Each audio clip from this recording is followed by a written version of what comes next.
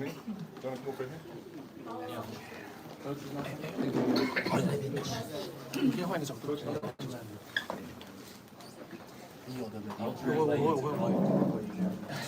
I have Jeremy translation in Tagalog.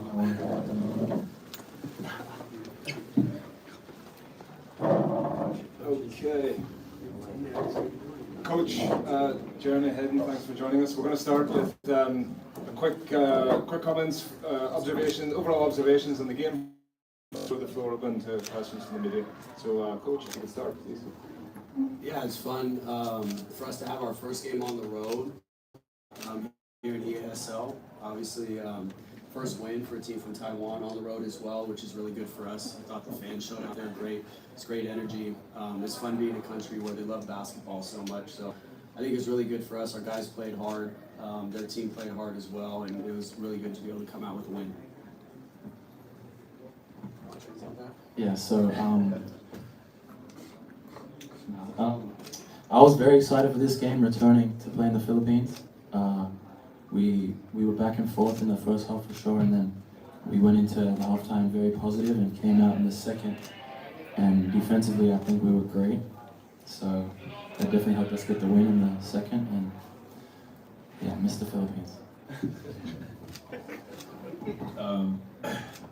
You know, Coach gave us a couple simple goals before the game. One of them was to win the rebounding battle by 10, which we were able to do, and for us to have good defensive quarters to try to get a few of them. And I thought our defense in the second half was amazing. And I think the challenge that the coaching staff gave us as well was to talk more on defense. And you know, they have one of the best scorers. I mean, he's just an amazing. Zach Lofton is just such an amazing scorer, and it took everything. We were just, you know, the coaches were just flying in different players, and big credit to our bench. I thought Hayden and Amigo came in with big time energy, as well as other players. But just the energy and the depth that we were able to use, I thought was what was the big difference. You can see in the second half they're pretty tired.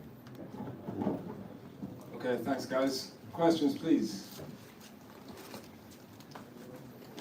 Hi, Jeremy. So prior to coming here, were you aware of, just that this type of love that the Filipino fans have for you and the influence that you have on this particular fan base?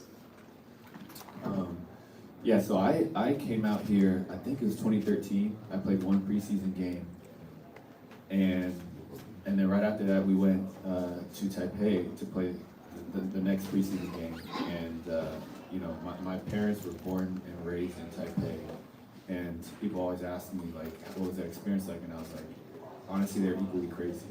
They were equally crazy. Like, I knew that since 2013, since I came here, I was like, wow, this fan base is unreal. So it's awesome. I think Hayden is talking about why he misses it so much. That's probably a big reason why.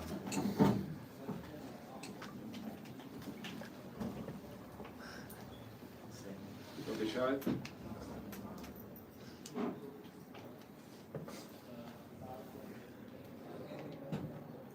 Yes. So Jeremy, there was a incident with Lofton wherein he got a technical. I think he was drawing with you. You were shaking your head. Could you share with us a bit of what was going on there? He wasn't jawing with me. He was jawing with the ref. He felt like he got fouled, and I just was quite sure that I didn't foul him, and I didn't think Kenny fouled him. But maybe we did, maybe we didn't.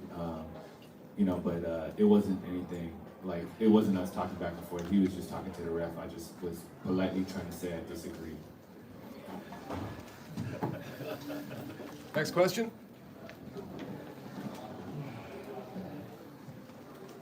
Jeremy, Randy Hollis Jefferson approached you after the game. Talk about your relationship with him. And, yeah.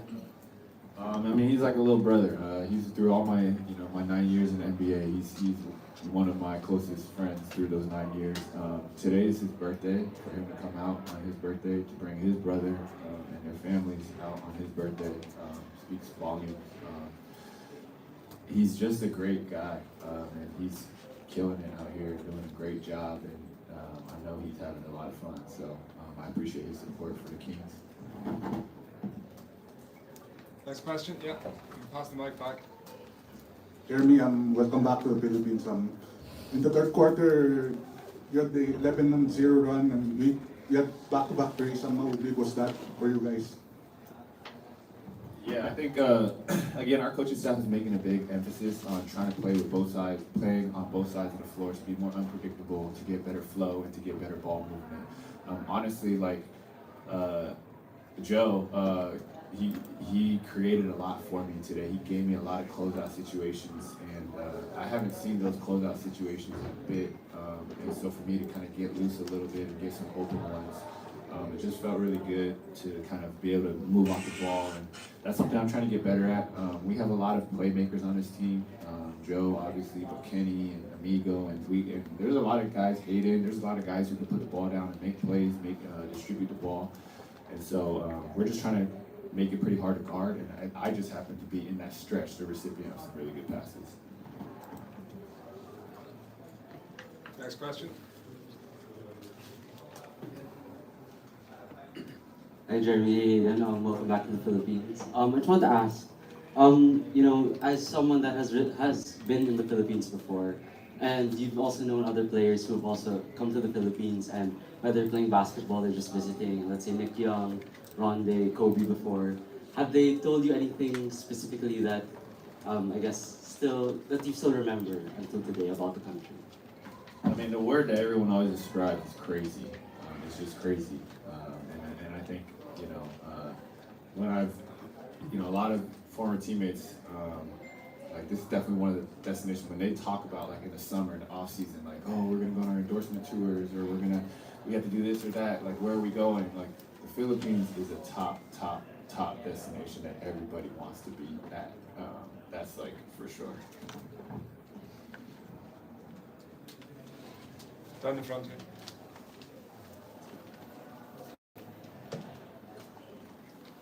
A question for Hayden and Jeremy. So both of you now have experience playing against. I got you, man. Both of you have experience now playing against Filipino teams.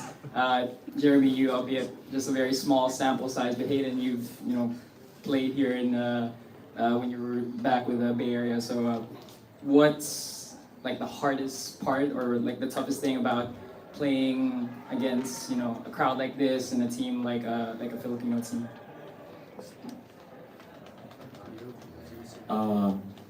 Well, the players play very physical, and that's one of the things I think the Filipinos pride themselves on. And then the crowd is just into it all game, and they'll support both teams, whatever, like whether it's like they're supporting both teams or one team, like they're just high energy, and it's just a fun atmosphere to play in. And yeah, that's all I have to say. I agree with him. Just physical. It's physical. They play physical. Even like Cliff Hodge is a great example. He's playing a four-man position, and he's 6'4", but I can see why, because he's very physical. He's smart. He does his job really, really well, and he makes everything difficult for you. So they just play hard. They play hard. They play physical, and I think that's the best type of basketball you would want to play. Ivan. Pass that back to Ivan, please. So Jeremy, what's the difference between the Philippine basketball fandom when you were here in 2013 and now in 2024? What's the difference between the two fandoms in the Philippines? It's a different experience. Like when I came in 2013, it was with the NBA, it was with the Rockets, the Pacers, and that's what you're talking about, a whole different level of. That thing was. We literally couldn't even like barely walk out of the lobby of our hotel. I remember we went to like Mall of America or something, and there was like hundreds of people following us. It was, that's obviously a different level of production and marketing and awareness. But the enthusiasm, like you just feel the enthusiasm everywhere you go. Everyone, even in the interactions, if it's just one-on-one, one-on-two, like you'll feel that like deep passion for the game of basketball. It's what Coach was saying. It's great to be here. Like you feel it everywhere you go.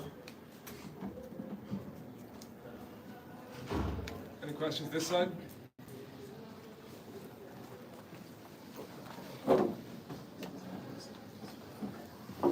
Question for Coach. So both players have mentioned the physicality of how Philippine teams play. Does that physicality factor in when you're drawing up the game plan against Filipino teams? And if so, how much does it affect? Not as much strategy-wise, but more mental than anything else. Making sure our players keep their composure. I keep my composure. You know, if I'm going crazy, these guys are gonna start going crazy. So I try to keep my composure, but I try to stick up for them as well. So, you know, in Taiwan, it's pretty physical as well. You know, they allow a lot of play. They do the same here. They do a really good job of it. I think our guys did a really good job playing through the contact, not taking plays off, making sure that we try to play as full game as possible. So mentally, that's the biggest hurdle, is making sure that we're playing through that contact and not taking plays off. One more question, guys. Anyone that hasn't asked one? Want to go? JP?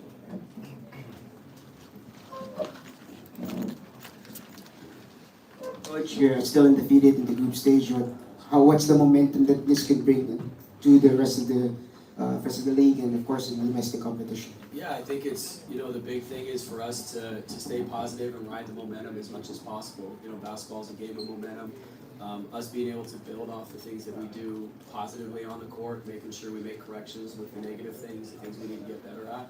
So for us, it's, you know, making sure we have a clear mind, making sure we're staying together, we're positive, even when things are going wrong. So, you know, for us, it's just, we really take things one day at a time. We don't look too far ahead.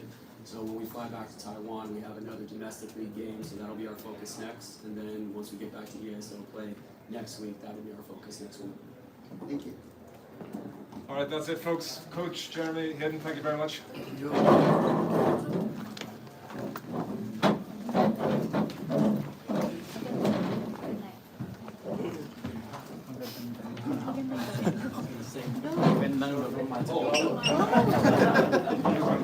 Maganda ka.